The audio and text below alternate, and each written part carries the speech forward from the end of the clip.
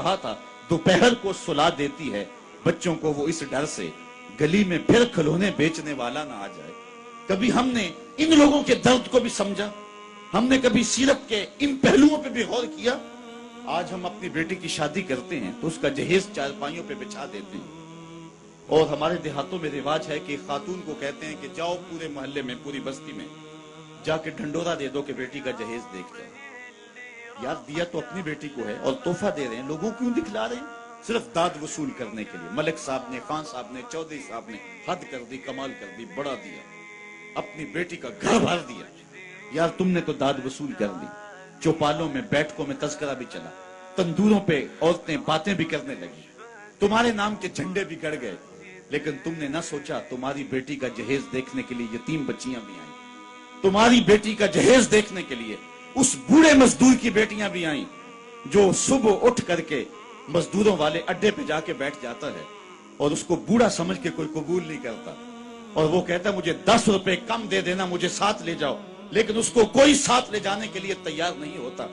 جب دھوپ خوب چمک پڑتی ہے اور اسے مایوسی ہوتی ہے کہ اب کوئی لینے نہیں آئے گا، تو وہ ڈبہ لٹکا کر کے روٹی والا گھر جب واپس پلٹتا ہے تو کوئی جانتا ہے اس کے قدم کتنے بوجھل ہوتے ہیں؟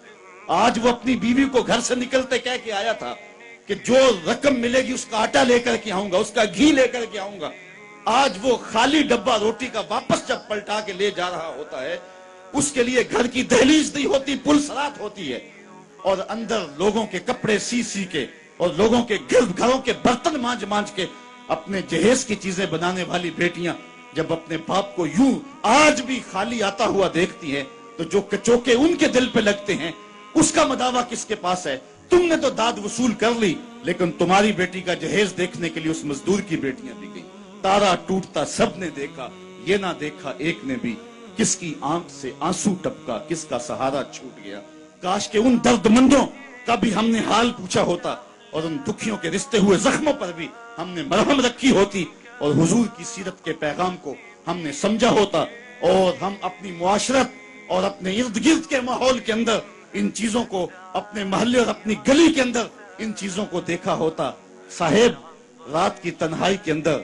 غریب کے گھر میں جا کے جو ہے وہ پیسے پھینک آنا، یہ بہت مشکل کام ہے، اس سے معاشرے میں داد نہیں ملتی ہے، لوگ جو ہے وہ اخبارات میں اشتہار نہیں چھپاتے ہیں، یہ مشکل کام ہے، اس لیے انسان اس مشکل گھاٹی نہیں چڑھتا ہے۔ اللہ تعالیٰ سورۃ البلد میں ارشاد فرمایا فَلَقْتَحَمَ الْعَقَبَةَ وَمَا أَدْرَاكَ مَا الْعَقَبَةُ فَكُّ رَقَبَةٍ،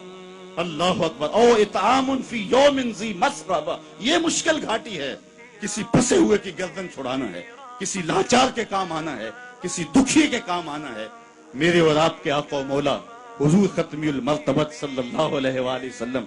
عید پڑھنے جا رہے ہیں، راستے کے اندر ایک یتیم بلکتا بچہ دیکھا، حضور رک گئے، سر پہ شفقت کا ہاتھ رکھا، پوچھا بیٹے آج عید کا دن ہے تم رو رہے ہو؟ کہا میرا باپ فلاں غزوے میں شہید ہو گیا، میری ماں کا سایہ بھی سر پہ نہیں، بھری دنیا میں یہاں میرا کوئی نہیں ہے، دیوار کے ساتھ لگ کے بلک رہا ہے، عیدگاہ میں انتظار ہو رہا ہے، ہزاروں لوگ منتظر ہیں۔ آقا کریم نے دل جوئی یتیم کو، یتیم کی دل جوئی کو اتنا مقدم سمجھا کہ اس کو لے کے واپس گھر آئے اور آ کے کہا کہ اس کو لباس دیا جائے، اس کو کھانا کھلایا جائے، اور اس کو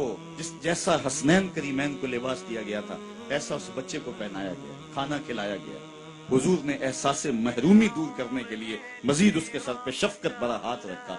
اور مسکراتے ہوئے فرمایا کیا بیٹا تو اس بات کو پسند نہیں کرتا کہ محمد تیرا باپ لگے، عائشہ تیری ماں لگے اور فاطمہ تیری باجی لگے؟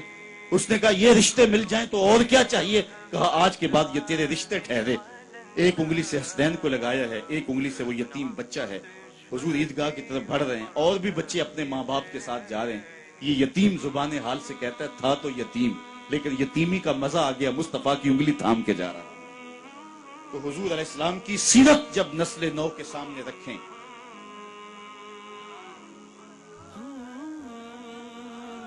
آج سسکتی انسانیت کی بات ہوتی ہے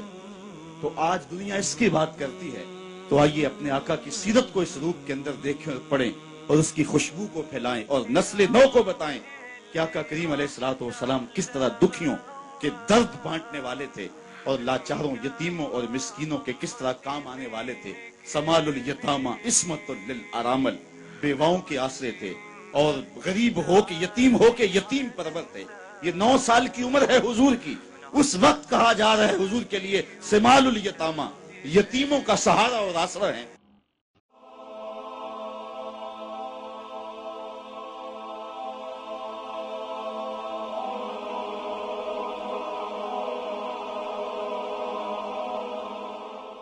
ایمان کی کرن، ہدایت کی شمع، رسالت